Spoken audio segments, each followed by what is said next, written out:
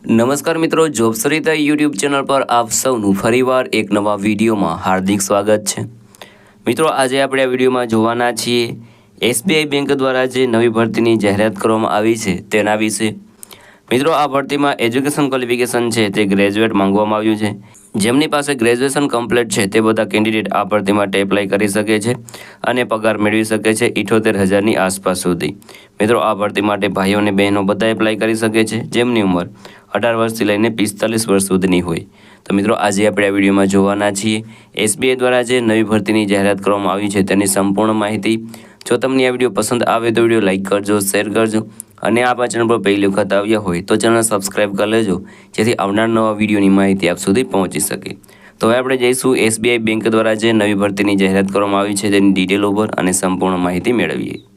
તો મિત્રો, આપણે આવી ગયા છે એસબીઆઈ દ્વારા જે નવી ભરતીની જાહેરાત કરવામાં આવી છે તેની ડિટેલ ઉપર। અહીં વેકેન્સીનું નામ છે એસબીઆઈ બેંક વેકેન્સી 2025। ઓર્ગેનાઇઝેશનનું નામ છે સ્ટેટ બેંક ઓફ ઇન્ડિયા એટલે કે એસબીઆઈ બેંક દ્વારા ભરતી છે તે બહાર પાડવામાં આવી છે। પોસ્ટ નેમની વાત કરીએ તો સ્પેશિયાલિસ્ટ કેડર ઓફિસર એટલે કે એસસીઓ ની પોસ્ટ પર ભરતી થવાની છે। તેમાં પણ ઘણી બધી વેકેન્સી પર ભરતી થવાની છે, જેમાં મેનેજર, આસિસ્ટન્ટ, જનરલ મેનેજર અને ડેપ્યુટી મેનેજર એમ ઘણી બધી પોસ્ટ ઉપર ભરતી થવાની છે। વોરેસ પોસ્ટ ઉપર ભરતી થવાની છે, તો એપ્લાય જરૂર કરી દેજો। એપ્લાય તમારે અહીં ઓનલાઈન કરવાનું રહેશે, તમારે ઘર બેઠા જ એપ્લાય કરી શકો છો। ઓકે, ને એપ્લાય કોણ એપ્લાય કરી શકે છે તો ઓલ ઇન્ડિયાના મેલ અને ફિમેલ બધા આ ભરતી માટે એપ્લાય કરી શકે છે અને સેલરી મેળવી શકે છે 36,000થી લઈને 78,000ની આસપાસ સુધી।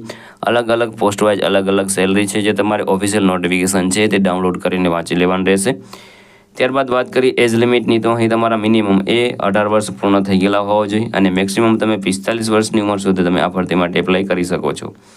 ત્યારબાદ એપ્લિકેશન ફીની વાત કરીએ તો જનરલ અને ઓબીસી માટે 750 રૂપિયા ફી ભરવાની રહેશે, જ્યારે એસસી, એસટી અને પીડબ્લ્યુડી માટે કોઈપણ જાતની એપ્લિકેશન ફી છે તે ભરવાની રહેતી નથી અને જે ફી છે તે તમે online credit card, debit card અથવા તો નેટ બેન્કિંગ દ્વારા ભરી શકો છો। સિલેક્શન પ્રોસેસની વાત કરીએ તો પહેલાં તો નો એક્ઝામ કોઈપણ જાતની એક્ઝામ લેવામાં નહીં આવે, ઇન્ટરવ્યૂ દ્વારા તમારું સિલેક્શન થશે।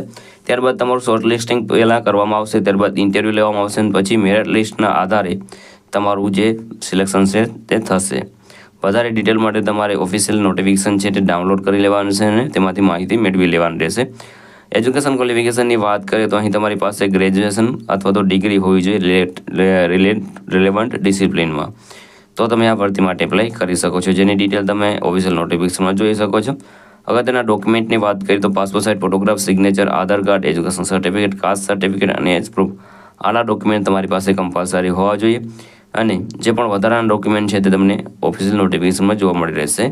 કેવી રીતે એપ્લાય કરી શકો છો તો મિત્રો, વિડીયોના ડિસ્ક્રિપ્શનમાં તમને લિંક મળી જશે, તેના પર ક્લિક કરશો એટલે તમે એસબીઆઈની જે ઓફિશિયલ વેબસાઇટ છે, કરિયરની વેબસાઇટ, ત્યાં તમે પહોંચી જશો।